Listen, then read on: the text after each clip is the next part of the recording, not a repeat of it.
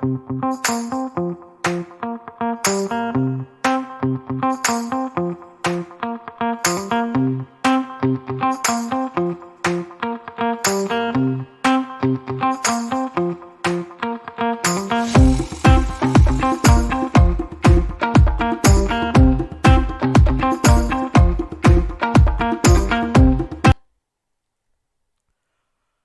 student, welcome to Jeffna Education YouTube channel.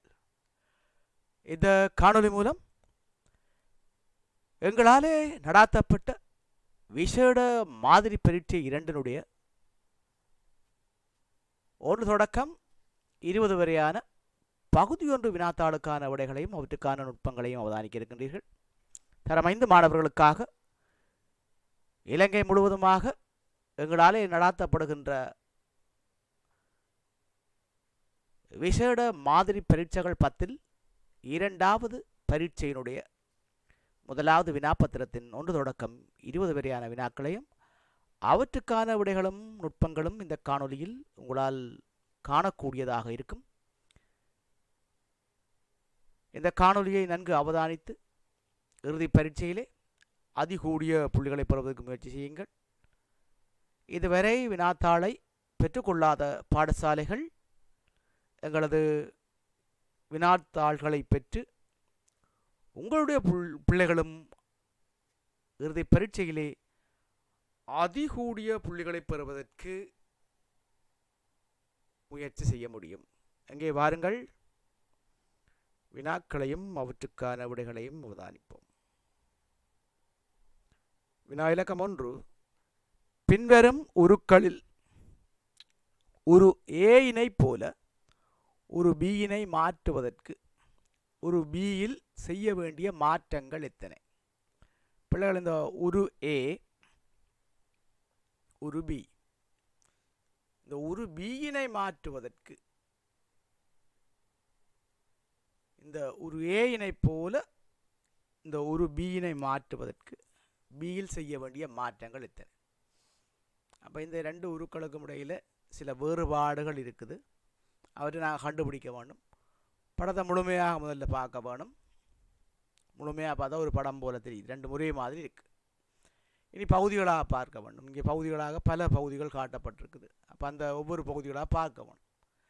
அப்படி பார்த்தா பிள்ளைகள், இந்த வினாவுக்கான விடை 3வது விடை 4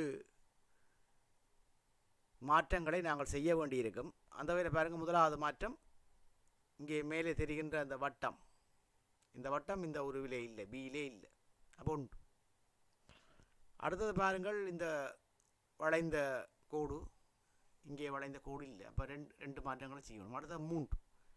இங்கே பாருங்கள், இந்த இடத்துல ஒரு கருத்த மணி போல இருக்கிறது. இங்கே அந்த கருப்பு இல்லை, கருப்பு வட்டம். அடுத்தது இங்கே பாருங்கள், இந்த இலை, இந்த இலை காணப்படுகிற இந்த இலை இந்த பகுதியே இல்லை.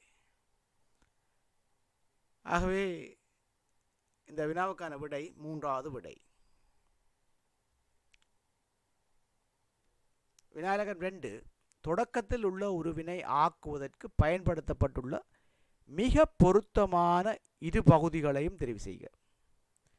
இங்கே தொடக்கத்தில் ஒரு உரு தரப்பட்டிருக்கிறது. புத்தகங்களின் மேலே புத்தகங்கள் அடுக்கப்பட்ட விதம் காட்டப்பட்டிருக்கிறது.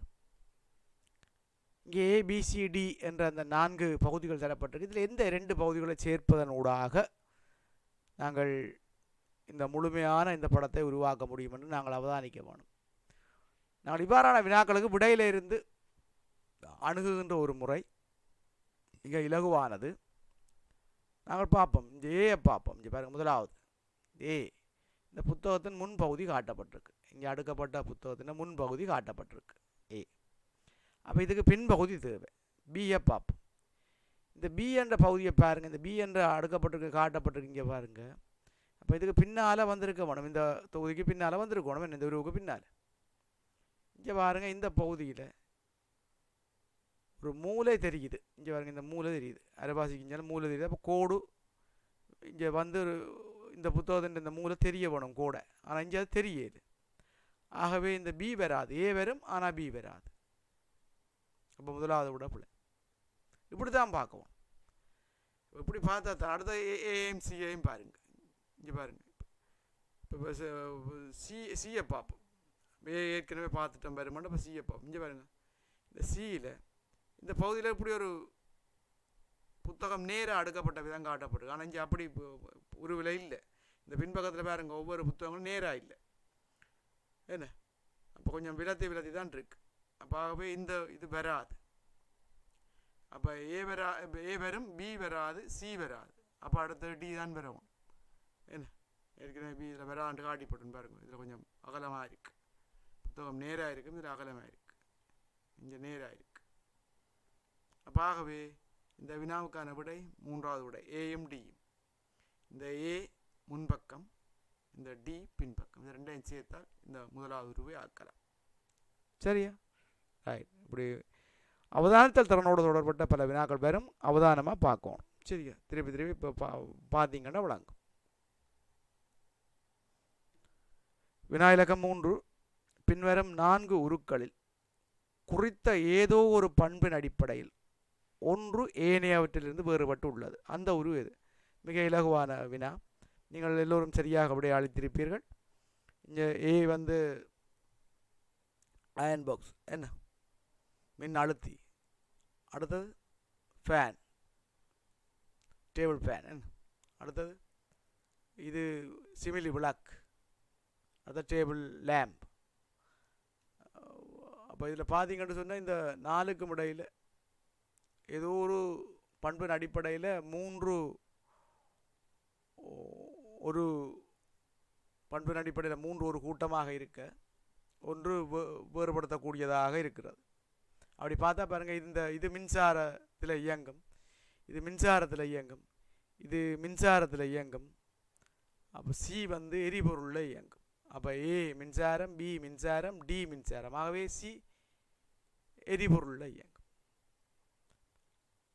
அப்போ குறித்த பண்பின் அடிப்படையில் ஏபி டியை ஒன்றாக்க சி வேறுபட்டிருக்கும். அந்த வேளை இந்த வினாவுக்கான விடை 2வது விடை சி. வினாலகம் 4. நரேஷ்னா வீட்டு மேசையில் மெழுகுவர்த்தி ஒன்றை ஏற்றி வைத்தார். அது சிறிது நேரத்தில் இடப்பக்கமாக விழுந்து தொடர்ச்சியாக ஒளிர்ந்தது. குறித்த சம்பவத்தை சரியான விதத்தில் வெளிப்படுத்தும் உரு எது? இங்கே முதல்ல 3 உருவங்களையும் அவதானிங்க பிள்ளைகள். மெழுகுதிரி கொளுத்தப்பட்டிருக்குது, இடப்பக்கமாக விழுந்திருக்கு. இப்போ உங்களுக்கு தெரியும், இப்படி வினாத்தாளை பார்க்கல உங்களுடைய இடப்பக்கம் தான் அந்த வினாத்தாளுக்கும் இடப்பக்கம். என்ன விளங்குது? அப்போ இந்த பகுதியில் இந்த பகுதியெலாம் விழுந்திருக்க முடியுமே இடப்பக்கம். இது வலப்பக்கம். உங்களுக்கு எந்த கை வலப்பக்கமோ அந்த பக்கம் தான் இந்த வினாத்தாளில் உள்ள படத்தையும் ஒப்பிடவும். அப்போ உங்களுக்கு வலது, இது வலப்பக்கம் விழுந்திருக்கு. இது இடப்பக்கம் விழுந்த 2 படம் இருக்குது. இப்போ 2வது விடை. முதலாவது நாங்கள் போடல, அது வேற அதுன்றது தீர்மானித்து போடலாம். அது வலப்பக்கம் தெரிஞ்சிருக்கு. இப்போ 2வதும் 3வதும் பெறும். அப்போ பல மாணவர்கள் 2வது வினாவுக்கு 2வது விடைக்கு கீறியிருந்தார்கள். 2வது விடை தவறான விடை. ஏனென்று சொன்னால், ஒரு மெழுகுதிரி இப்படி விழுந்தால் எந்த பக்கம் விழுந்தாலும் நெருப்பு மேல் நோக்கித்தான் எரியும்.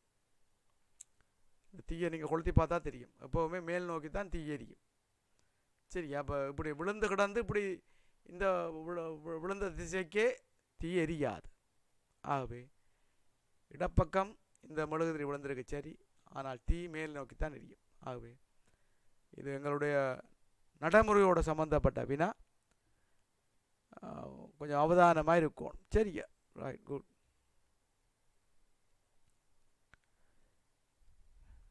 இங்கே அறிவுறுத்தல் ஒன்று வழங்கப்பட்டிருக்கு. தொடர்ச்சியாக அடுத்து வரும் 4 இலக்கங்களை பயன்படுத்தி எண்கள் எழுதப்பட்ட அட்டைப்பெட்டிகள் ஏபிசிடி ஆகிய நிரல்களில் ஒன்றன் மேல் ஒன்றாக அடுக்கப்பட்டுள்ள விதம் கீழே காட்டப்பட்டுள்ளது. இதற்கு ஏற்ப 5, 6வது வினாக்களுக்கு சரியான விடைகளை தெரியும். இங்கே அட்டைப்பெட்டிகள் ஒன்றன் மேல் ஒன்று அடுக்கப்பட்டிருக்குது. இப்போ ஏ பார்த்தீங்கன்னு சொன்னால் 4 பெட்டி அடுக்கப்பட்டிருக்கு. பியில் 4, சியில் 4, டியில் 4 பெட்டிகள் அடுக்கப்பட்டிருக்கு. அந்த பெட்டிகளில் இலக்கம் எழுதியிருக்கோம். ஆனால் என்னென்றால் தொடர்ச்சியான இலக்கங்கள், என்ன அடுத்து வரும் 4 இலக்கங்கள் இருக்கும். இதில் 1 இருக்குன்றால் அடுத்து என்ன இலக்கம் இருக்கும்? 2 இருக்கும் அடுத்த பெட்டியில், அடுத்த 3 இருக்கும், அடுத்த 4 இருக்கும். இதுதான் இங்கே சொல்லப்பட்ட விஷயம்.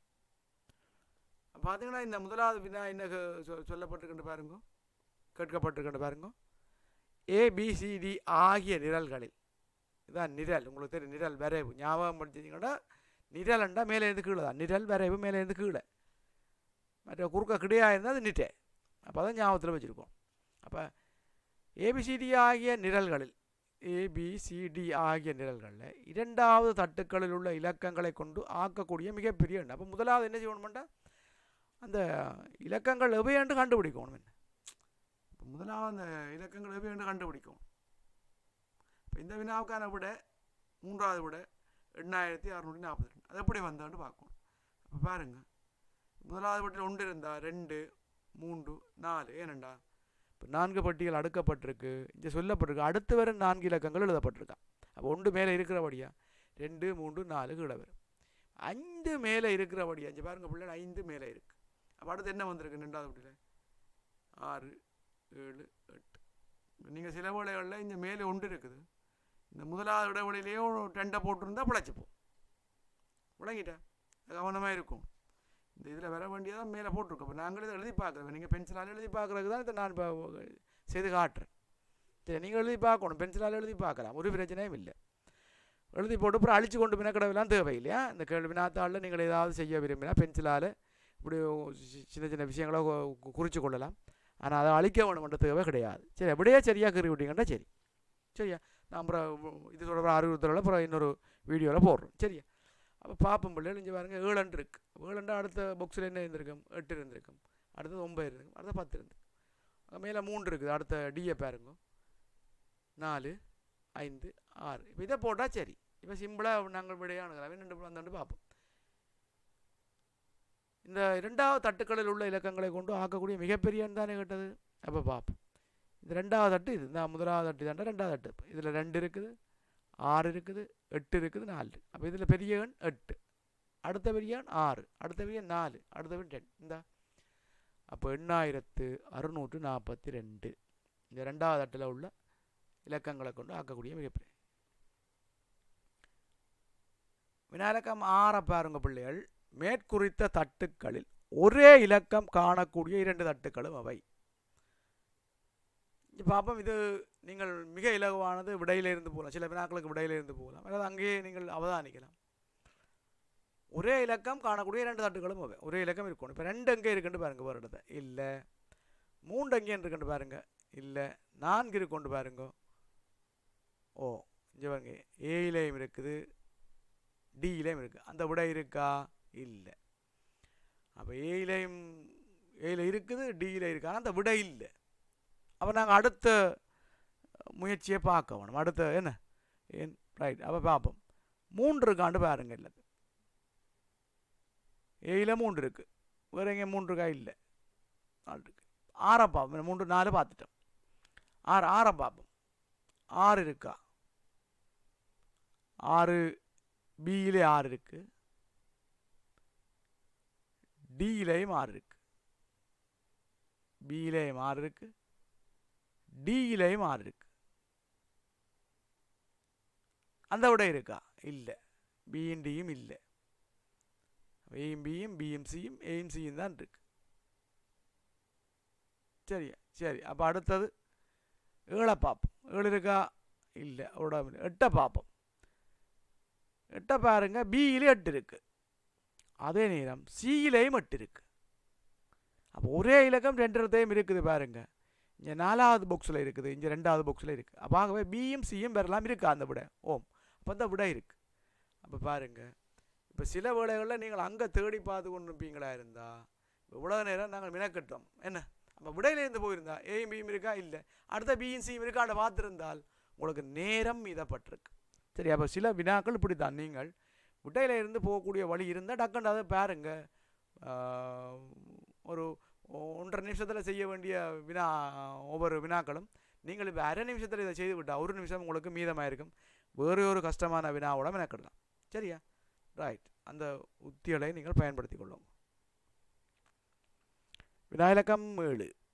கீழே காட்டப்பட்டுள்ள 2 திண்ம உருக்களில் காணப்படும் நிறம் தீட்டப்பட்ட 2 முக்கோண பகுதிகளையும் இணைக்கும் போது பெறப்படும் திண்ம உருவில் காணப்படும் பக்கங்கள் எத்தனை?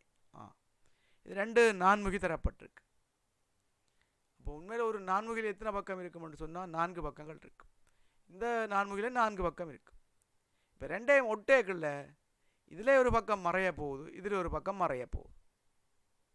உலகிட்டா ஒன்று சேர்க்கை பாருங்க, கையை பாருங்கள், 2 கையை எடுத்து வச்சுருங்க. கையில் 2 கையை ஒன்றுக்கு மேலே ஒன்றை ஒட்டினா என்ன நடக்கும்? இந்த கும்பிட்ற மாதிரி வைக்கக்குள்ள அந்த 2 உள்ளங்கையும் மறைஞ்சிடும். இப்போ தெரியுதா உள்ளங்கை? இல்லை. அதே போல தான் 2 உருக்களை ஒன்றோடு சேர்க்க அந்த பகுதி சேர்ற பகுதி மறைஞ்சிடும். இப்போ எத்தனை பகுதி மீதமாக இருக்கும்? இது ஒட்டி விட்டா இந்த நான்முகில 3 பக்கம் மீதியாக இருக்கும், இந்த நான்முகில 3 பக்கம் மீதியாக இருக்கும். கேட்கப்பட்ட வினா என்ன? காணப்படும் பக்கங்கள் தானே. அப்போ 2 பக்கம் மறைஞ்சேன். நான் 2 நான்முகிலண்டா 8 பக்கம் இருக்கும், அதில் 2 பக்கம் மறைஞ்சுவோம், 6 பக்கம் தெரியும். சரியா? அந்த நிறந்துவிட்டப்பட்ட 2 பகுதியும் மறைஞ்சிடும். விளங்கிட்டா? ரைட். ஒரு சரியா வினா, கவனமாக இருக்கணும். 8, 9 ஆகிய வினாக்களில் கோலத்துக்கேற்ப வெற்றிடத்துக்கு பொருத்தமான விடையை தெரிவு செய்க. கோலம் தரப்பட்டிருக்கிறது. நீங்கள் இந்த கோலம், எண்கோலங்கள் நிறைய பயிற்சி செய்தால் இலகுவாக நீங்கள் செய்து கொள்ளலாம்.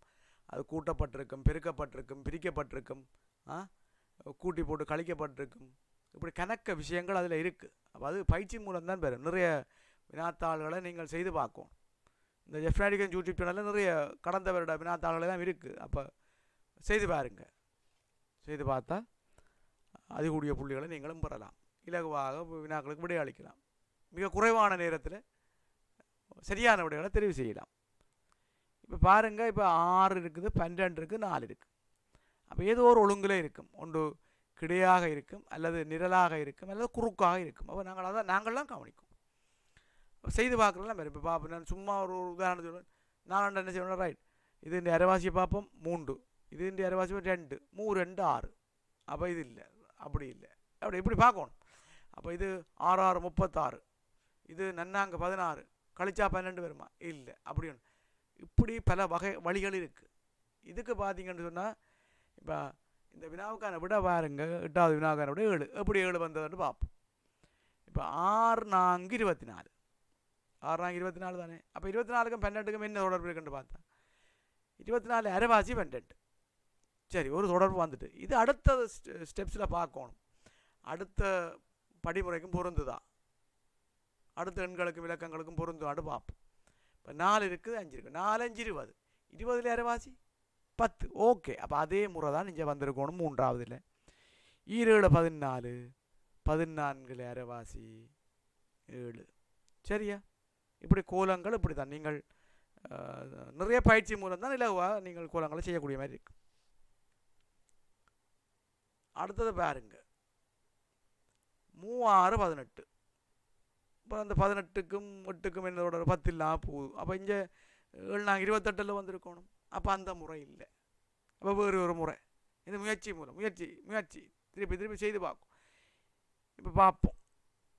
3 8 24, 3 8 24. இப்போ 3 8 24, 24 6 கழிச்சா 18. அப்போ இந்த முறை சொன்னேன் சரி வரும் போகிறான் கிடக்கு. என்ன 3 8 24, அந்த 24ல் 6 போனால் 18 வருது. ஒன்றில் 24ல் 6 கழிச்சா 18 வரும், அல்லது 24ல் 18 கழிச்சா 6 வரும். முடங்கிட்ட அது அந்த இது சரி ஒன்று. 4 5 20. அப்போ 20ல் 13 கழிச்சா 7 வரும், 20ல் 7 கழிச்சா 13 வரும். அப்போ எங்களுக்கு தெரியணும் இது 5 6 30.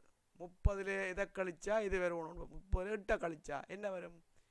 22 வரும். அப்போ அதுதான் விட. 30ல் 8 கழிச்சா 22. சரியா? ரைட். அப்சரா மண்டபத்தில் நடைபெற்ற நிகழ்வொன்றின் நிறைவில் ஒவ்வொரு 20 பேருக்கும் 6 பேர் என்ற ஒழுங்கில் வெளியேற்றப்பட்டன. ஒவ்வொரு 20 பேருக்கும் 6 பேர் என்றால் அப்போ ஒரு 20ல் இருந்தால் அதில் 6 பேர் வெளியில் போயிடும். அடுத்த 20 இருந்தால் அடுத்த அதில் 6 பேர் போயிடும்.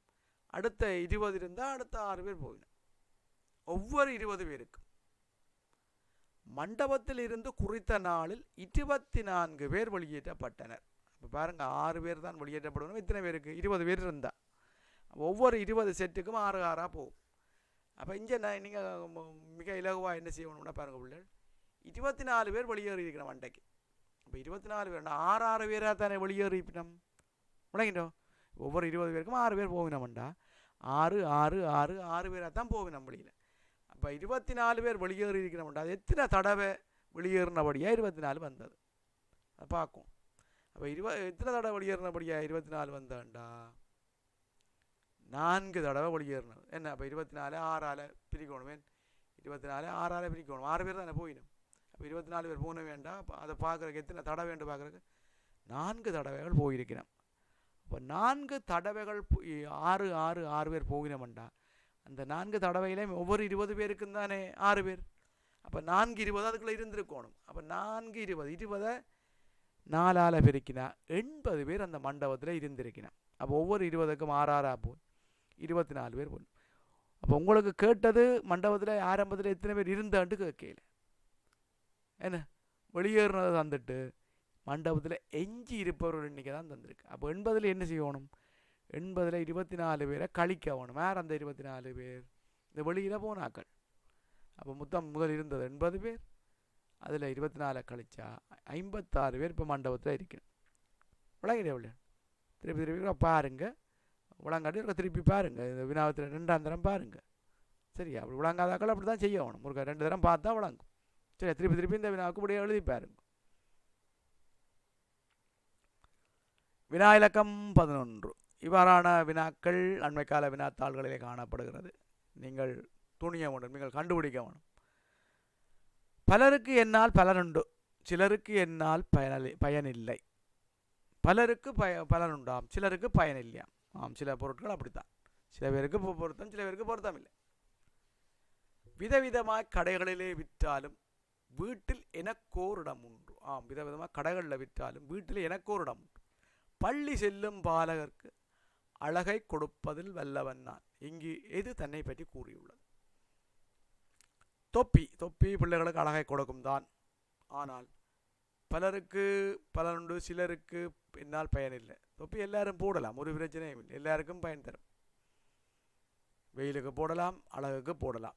அப்போ தொப்பி சிலருக்கு பயன் இல்லைன்றபடியா அது எல்லாருக்கும் பயனுள்ள விஷயம். அப்போ தொப்பி வராது.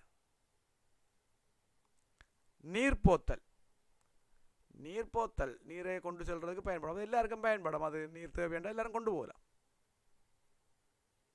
நீரே குடிக்காதாக்கள் இருக்க மாட்டோம். அப்போ எல்லாருக்கும் பயனுள்ளதான், சிலருக்கு மட்டும் பயனுள்ளதா இல்லை. சீப்பு இங்கே ஒரு நகைச்சுவையான ஒரு வினா. சீப்பு சிலருக்கு பயன்படாது, வீட்டில் எல்லாரும் பயன்படுத்துறது. ஆனால் மொட்டத்தலையோடு இருக்கிறவருக்கு சீப்பு பயன்படாது. அப்போ சிலருக்கு என்னால் பயன் இல்லை என்பது சரியாக பொருந்துது. இப்போ பள்ளிக்கு போகிற பிள்ளைகள் வடிவாக தலை எழுத்து எண்ணெய் வச்சு தலை எழுத்து போகணும், வடிவாக இருக்கும். அழகாக கொடுப்பதில் வெள்ளவன் தான். பிள்ளைகளுக்கு அழகாக கொடுக்குறதுல சீப்பு முதன்மையானது. ஆனால் பலருக்கு பலன் இருக்கு. மயிர் தலையில் மயிர் உள்ளவர்களுக்குத்தான் அதால் பலன். மொட்டை தலையோடு உள்ளவர்களுக்கு பயன் இருக்கோ இல்லை. ஆகவே இந்த வினாவுக்கான விடை சீப்பு. ஒரு நகைச்சுவையான வினாவாக இருக்கு என்ன பிள்ளைகள். ரைட்.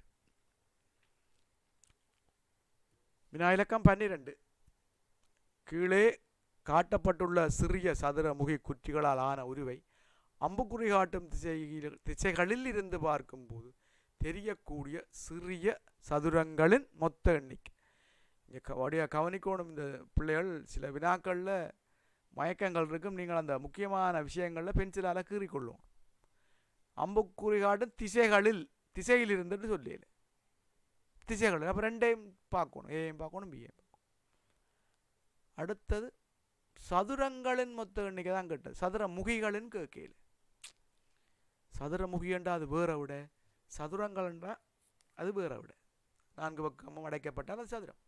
இப்போ கேட்ட கேள்வி இதில் நீங்கள் குறிக்கணும், அண்டர்லைன் பண்ணணும். இதில் சரியா மொத்த எண்ணிக்கை யார்? இப்போ ஏ பகுதியிலேருந்து பார்ப்போம். ஏ பகுதியிலேருந்து பார்த்தா மேலேருந்து பார்த்தா இந்த திட்டத்தை பார்க்கணும். என்ன இந்த திட்டத்தில் பார்த்தீங்கன்னா தெரியும். 1 2 3 4 நாங்கள் இப்போ எண்ணெய்க்கு பிள விட்டுருவோம்னா இந்த 4 எண்ணி போட்டு விட்டுருவோம். இஞ்சி 1 கீழே கிடக்க கவனிக்கல. அப்போ 5. அப்போ 5 சதுரங்கள் மேலே மட்டும் தெரியுது. அடுத்தது பார்க்கணும் என்னென்றால் இந்த பக்கத்தால் இருந்து பார்த்தால் இந்த பக்கம் இருந்து பார்த்தாலும் இந்த பக்கம் இருந்து பார்த்தாலும் ஒரே சதுரங்கள்லாம் தெரியும். சரி, அப்போ நாங்கள் முன்பக்கத்தை எண்ணி விட்டால் பின்பக்கத்தின் எண்ணிக்கை வந்து அப்போ பார்த்தீங்கன்னா 1 2 3 4 5 6 7 8 ஏற்கனவே 5 இருக்குது. இந்த பக்கத்தில் பி பக்கத்தில் பார்த்தா 8 இருக்குது.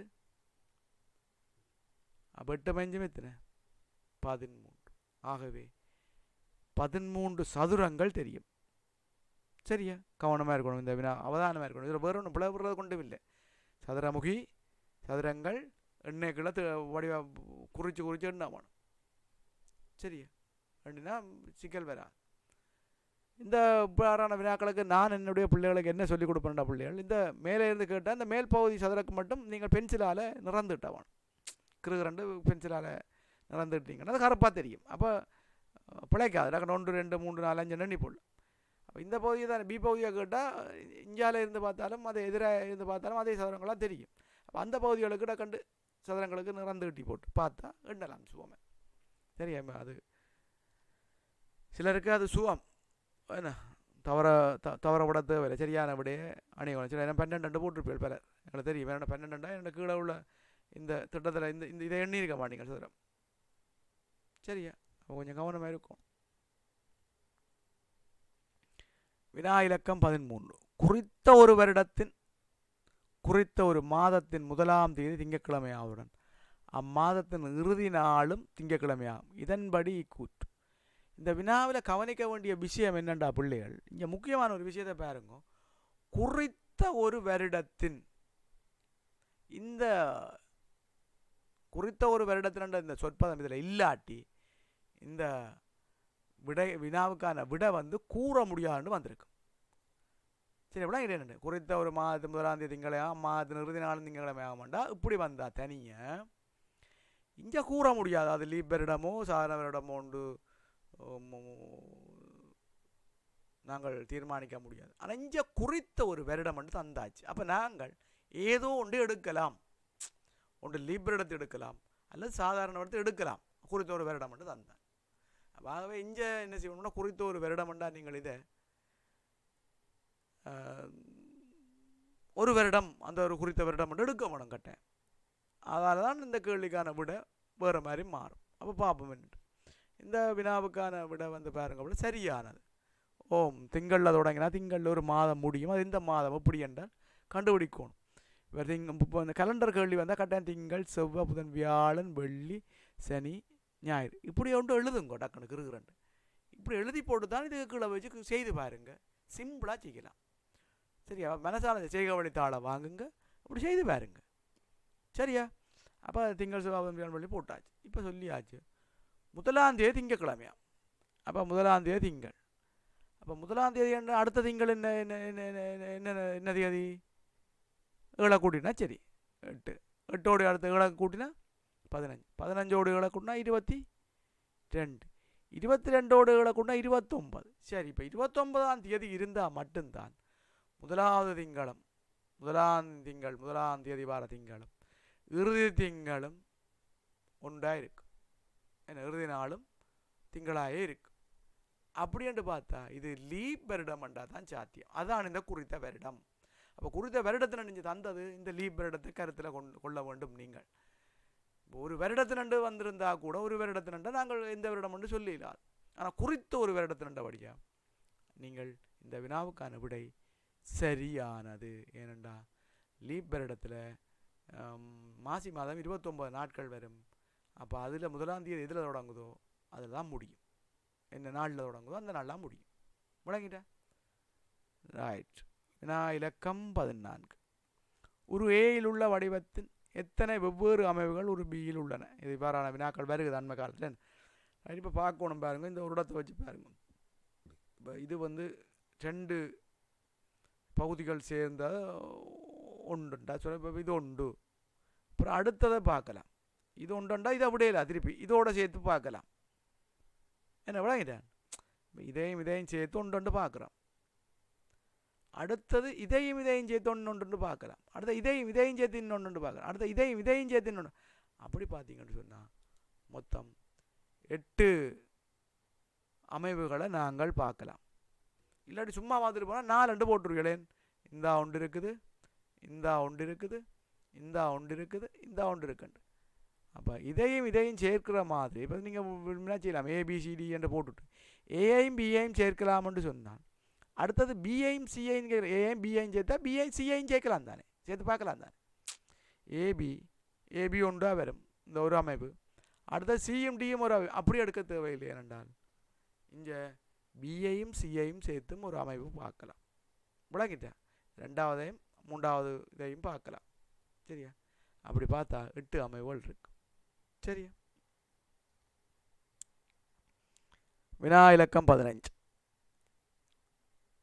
வீட்டு முற்றம் ஒன்றில் கிழக்கு திசையில் ஆரம்பித்து மேற்கு திசையில் நோக்கி உள்ள ஒரு நேர்கோட்டில், அப்போ உங்களுக்கு தெரியும் கிழக்கு திசையிலே ஆரம்பிச்சென்றால் இந்த பக்கம்தான் கிழக்கு, உங்களுக்கு தெரியும் வடக்கு கிழக்கு தெரியும் தானே. இப்போ நாங்கள் வடக்கு கிழக்கு எப்போவுமே மேலே தான் வடக்கு இருக்கு, அது உங்களுக்கு தெரியும், எப்போவுமே மேல் நோக்கி தான் வடக்கு இருக்கு. அப்போ கிழக்கு இங்கே இருக்கும், இங்கே இருக்கும் கிழக்கு. அப்போ கிழக்கு திசையில் ஆரம்பி ஒரு நேர்கோடு, அதில் ஏ என்ற இடம் இருக்காம், பி இருக்காம், சி இருக்காம். அப்போ ஒரே அளவு 3 சமதூண்கள்டா, சமதூண்கள் ஒரே உயரத்தில் இருக்கு.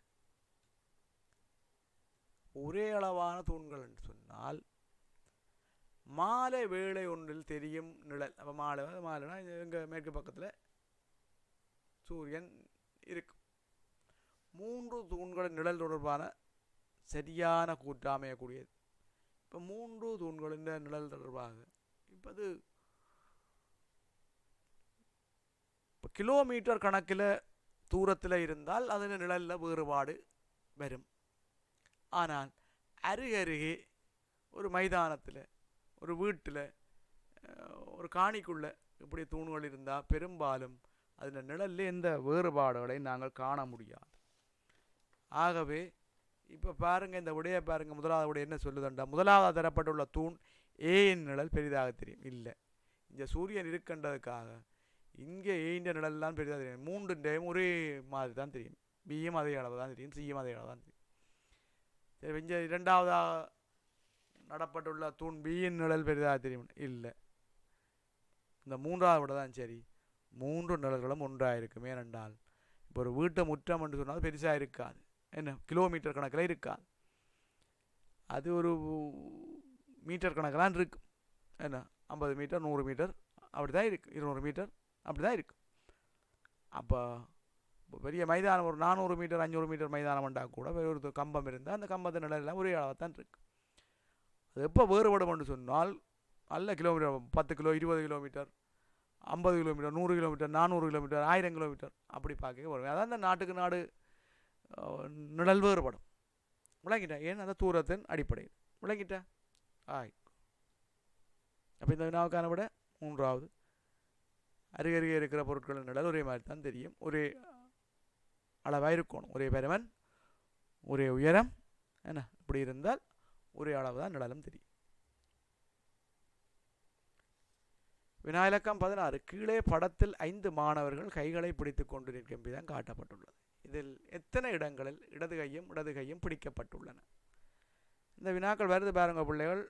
முன்னுக்கு பார்க்குறாருன்னு சொன்னால் அப்படி கண்கள் மூக்கள் வைக்கப்பட்டிருக்கும். அப்படி பார்த்தா முன்னுக்கு பார்க்குறான்னு அர்த்தம். இப்படி ஒன்றும் இல்லை, கருப்பாக இருக்குது வெள்ளையாக இருக்குண்டா அது அதுன்ற அர்த்தம். அவர் அங்கே பின்னுக்கு பார்க்குறார். விளங்குதா? ரைட். இப்போ இதை வச்சுக்கொண்டு சிம்பிளாக உங்களுக்கு தெரியும். முன்னுக்கு இப்போ பார்க்குறாரு ஒருத்தர், அவர் முன்னுக்கு பார்த்தாருன்னா அவர் கிழக்கு பக்கம் தான் அவர்கிட்ட இடது கை இருக்கும், மேற்கு பக்கம் அவர்கிட்ட வலது கை இருக்குது. இது முன்னுக்கு பார்த்தா. அங்கே பின்னுக்கு ஒருத்தர் பார்த்து கொண்டு இருக்கிறாருண்டா கிழக்கு பக்கம் வலது கையும் மேற்கு பக்கம் இடது கையும் இருக்கும். சரியா? சரி, இப்போ நீங்கள் என்ன சொன்னால் ஒவ்வொருத்தருக்கும் இது போடும். இப்போ இங்கே பார்த்து கொண்டு இருக்கிறாண்டா உண்மையிலே உங்களை அடிப்படையாக நீங்கள் திரும்பி பார்க்குற மாதிரி பார்க்கணும். அப்போ கட்டாயம் இது வலது கைண்டா, அடுத்த இடது கை தான் இருக்கும். இவருக்கு இடது கை. விளங்கிட்டா? ஏன் இவருக்கு இங்கே பார்த்தா வலது கை, இவர் இங்கே பார்த்து கொண்டிருக்கார். ஆனால் இவருக்கும் இது வலது கையாக வராது. ஏன் அவர் அங்கே பார்த்தா அவர்கிட்ட வலது கை இங்கே வந்துடும். அப்போ இவருக்கு இது வலது கை. விளங்கிட்டா? ரைட். அப்படி பார்த்தீங்கன்னா பிள்ளை பாருங்க, இந்த வினாவுக்கான விட 2 பேர் தான், என்ன 2 இடங்களில் தான்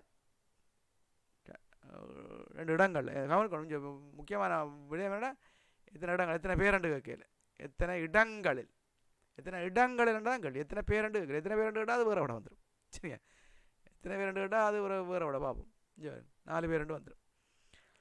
இப்போ பாருங்க, இவருக்கு இடதுகை, இப்போ இவருக்கும் இது இடதுகை தான். அப்போ 2 பேர் பிடிக்கணும், ஆனால் ஒரு இடத்துல இந்த இடத்துல தான் பிடிக்கணும்.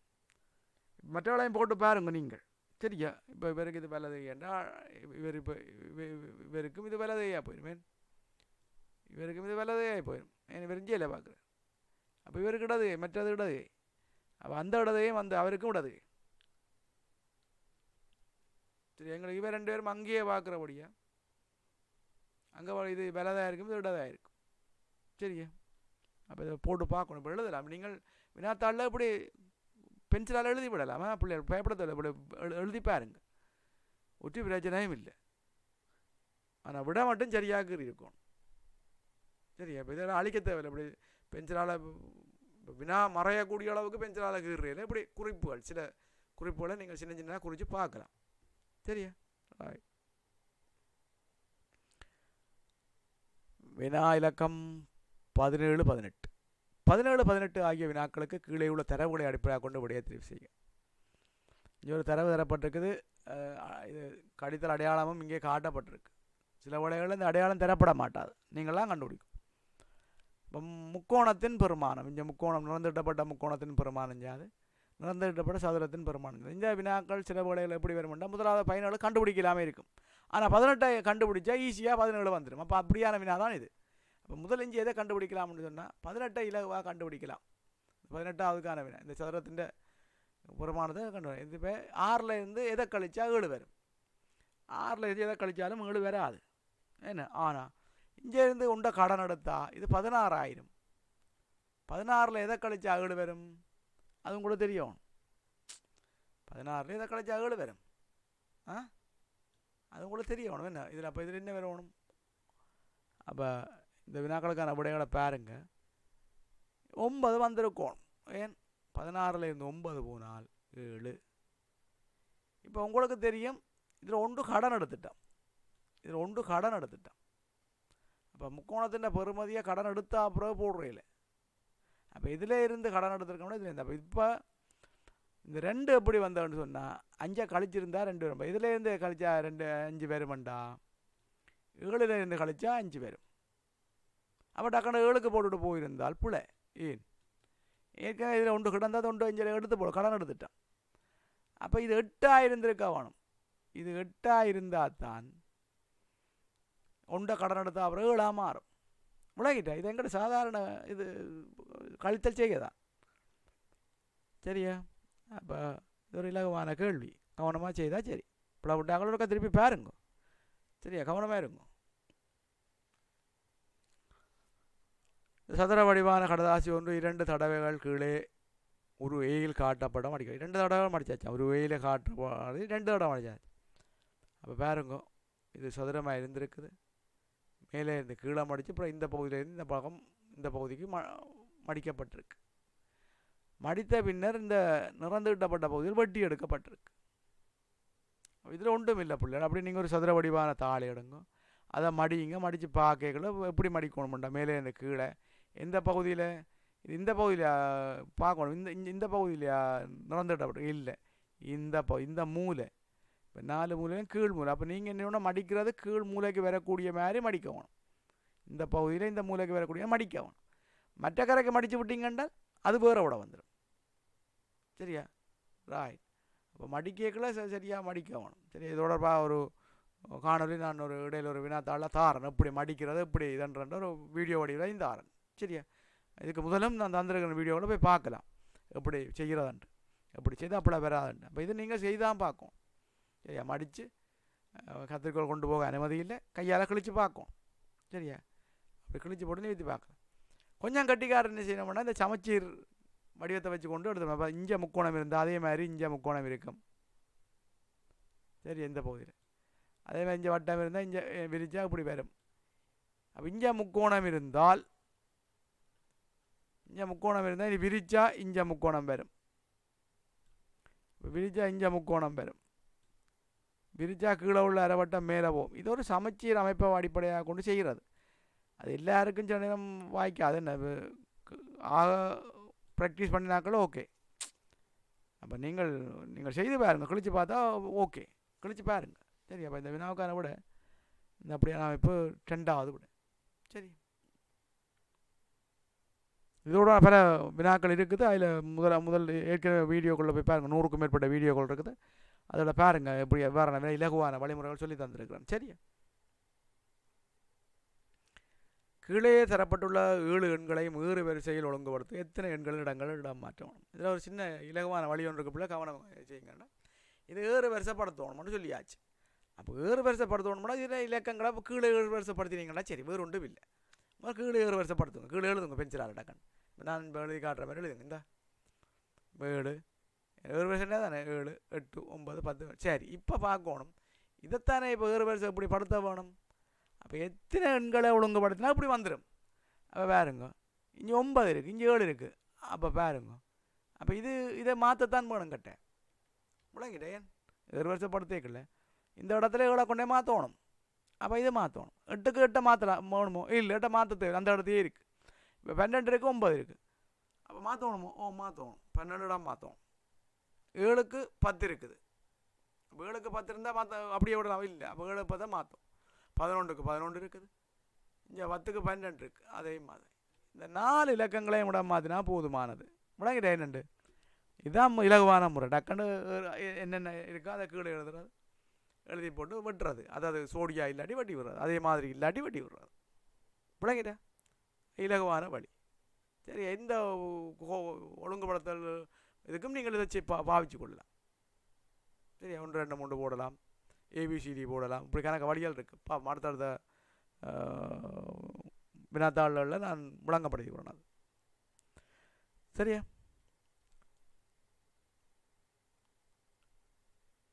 பிள்ளைகளை இதுவரையும் நீங்கள் எங்களுடைய 2வது விசேட மாதிரி பரீட்சையினுடைய 1வது வினாப்பத்திரத்தின் 1 தொடக்கம் 20 வரையான வினாக்களை அவதானித்திருக்கிறீர்கள். அடுத்த காணொலியிலே 21 தொடக்கம் 40 வரையான வினாக்களை, அவற்றுக்கான விடைகளை, நுட்பங்களை அவதானிக்க இருக்கின்றீர்கள். கவனமாக நீங்கள் வினாக்களை அணுகி, இலகுவான நுட்பங்களை அணுகி, இறுதி பரீட்சையிலே அதிகூடிய புள்ளிகளை எடுக்க வேண்டும். எங்களது வினாத்தாள்களிலே பயிற்சி பெற்று இறுதி பரீட்சையிலே அதிகூடிய புள்ளிகளை பெறும் மாணவர்களுக்கு விசேடமான பணப்பரிசுகள் வழங்க நாங்கள் தயாராக இருக்கின்றோம். மாகாண மட்டத்திலே முதல்நிலை வரும் மாணவனுக்கு ஒரு பரிசும், இலங்கை மட்டத்திலே முதல்நிலை வரும் தமிழ் மாணவனுக்கு ஒரு பரிசுமாக 2 பரிசுகள் காத்திருக்கின்றன. அந்த பரிசுகள் தொடர்பான விவரங்களை நாங்கள் மிக விரைவிலே அறிவிப்போம். பிள்ளைகளே, எங்களது வினாத்தாள்களில் நீங்கள் பயிற்சிகளை மேற்கொள்ளுங்கள். நிச்சயமாக இறுதி பரீட்சைக்கு உதவி செய்யும். கடந்த காலங்களிலே பல மாணவர்கள் இதன் மூலம் பெற்ற பயன்களை வீடியோ வடிவிலே, காணொலி வடிவிலே உங்களுக்கு வழங்கியிருக்கிறார்கள். அவற்றினை நீங்கள் பார்த்து தெரிந்து கொள்ளலாம்.